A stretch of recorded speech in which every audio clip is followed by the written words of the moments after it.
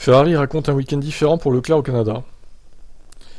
Alors Ferrari, ils aiment bien balancer des évidences en fait.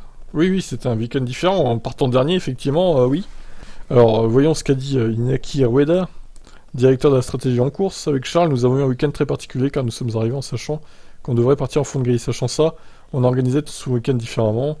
La location des pneus pour le vendredi était différente, son plan de qualif était différent, même son pneu pour le départ était différent. En partant de 19ème, l'objectif de Charles était de doubler autant de voitures que possible dans le premier relais, puis de faire ce que nous appelons une stratégie offset. Une stratégie offset consiste à chausser le pneu dur pour un très long relais au départ, puis à chausser pour un très court relais à la fin, un médium ou un tendant. Rueda indique que le premier relais de Leclerc était crucial pour sa remontée, avant qu'il ne rencontre Ocon sur son chemin.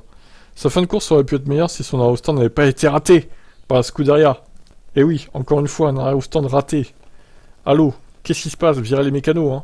Charles a réussi à faire un très bon relais, et de la 10ème place sur la grille, il s'est retrouvé 6ème en début de course. Quand il est arrivé derrière Ocon, il s'est retrouvé derrière une voiture avec des pneus beaucoup plus frais. Charles a essayé autant qu'il a pu, mais il n'a pas pu dépasser Ocon à ce moment-là. Nous avons essayé de dépasser un grand groupe de voitures à l'arrière, mais nous avons vu que le rythme d'Ocon n'était pas bon pour les dépasser. Mais un arrêt au stand lent a fait que Charles est sorti derrière tout ce groupe. Charles a fait un bon travail, il a réussi à doubler tout le monde, pour ensuite rester en piste pour la voiture de sécurité et terminer 5ème. Et oui, le boulet Ocon, décidément. Lui, c'est le nouveau Jarno Trulli. Hein. Il bouchonne tout le monde. C'est insupportable.